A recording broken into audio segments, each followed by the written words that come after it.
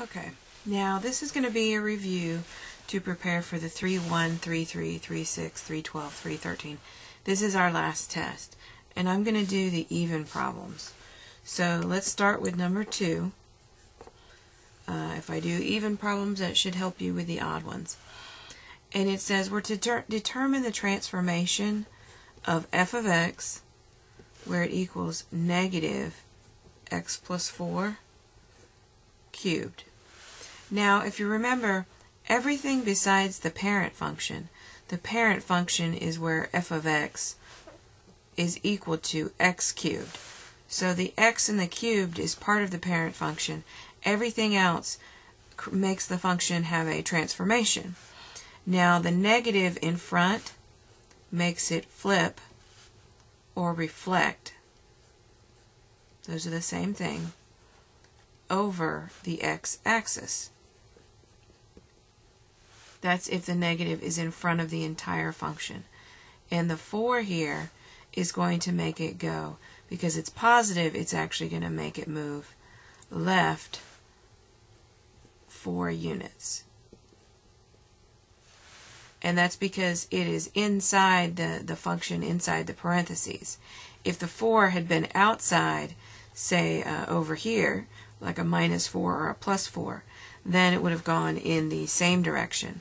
This comes from our basic pattern of the function where we have f of x equals a x minus h, make that parentheses, cubed plus k. And if you remember, a makes it shrink and stretch. If it's bigger than 1, it shrinks. If it's between 0 and 1, it stretches. If a is negative, then it makes it flip. And then if h is positive, it goes to the left. And if h is negative, it goes to the right. And then k is what makes it move up and down. If k is positive, it moves up. If k is negative, it moves down. Now, for number 4, we have, it says, write an equation for each graph, then find the listed characteristics. And this is what number 4 looks like right here. Now, when you look at it, we can see the first thing you want to do is put a dot where it is symmetrical about. So I put a dot there, and then I looked at it and I said, well, first, what's the parent function? What is the shape? And the shape of this function for 4 is x cubed is the parent function.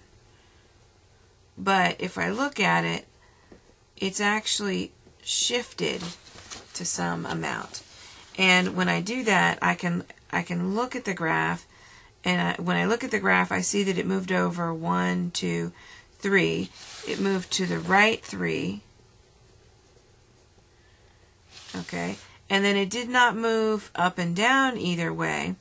But remember, the parent function makes a different direction. It actually goes from the left and goes down.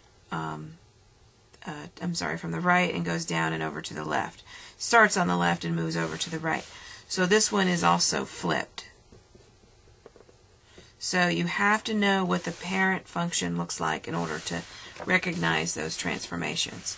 From there, I can build my equation. So I know this equation is going to be f of x, or you could say y, equals, and then because it's flipped, I know it's going to be a negative. Okay, so it's negative, and it doesn't look any narrower or wider than the parent function. So my a is going to be 1, which I'm not going to write a 1 because that's implied. Then it's going to be x. Now, in this case, the h is if it moved left or right. And it did move right 3. So remember, you do the opposite inside. So instead of being in a positive 3, it's -3. And then my parent function is cubed. The k is did it move up or down. And it did not move up or down. So you could either write +0 or you could put nothing at all. Typically, you won't see the +0. So this would be my parent function and how I would build it.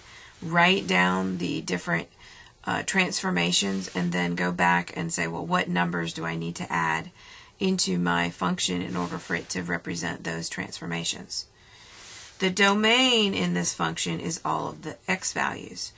And for any of these S-shaped curves, the x values are going to be all real numbers. And then for the range, again, because this curve goes up in both directions, the domain and range are both all real numbers. Okay. For C, now we did a different notation for the points, for the end behavior. That's what this is for. And in this notation, it talks about right arm pointing and left arm pointing. You want to look at your picture, and in this case, think of this as its left arm, okay, when you look at it, just like your left arm, and it goes up, whereas the right arm goes down. So the right arm, we would say, goes down. The right arm is down, and then the left arm is up. There are many ways to describe end behavior. You could say increasing or decreasing. This is just another way to show which direction the ends are going in. And then for D, we have what is the function from 3 to 5. So again, I'm going to look. Now this is where x equals 3 to x equals 5. So you want to go to your function 1, 2, 3. So at 3, I'm right here where this dot was, where was the center of our graph, or where you could draw a line and it would be symmetrical. And then to 5, if you notice from 3 and then as you go to 5, it's decreasing. So for D, we would write decreasing. It's just, is it increasing or decreasing if you're walking along the line from those two x values. For E, it asks for the zeros. Now the zeros we did in a previous chapter, and the zeros are where the function crosses the x-axis. So in this case, 1, 2, 3. 3 is one of my zeros. So I would write x equals 3 for one of my zeros.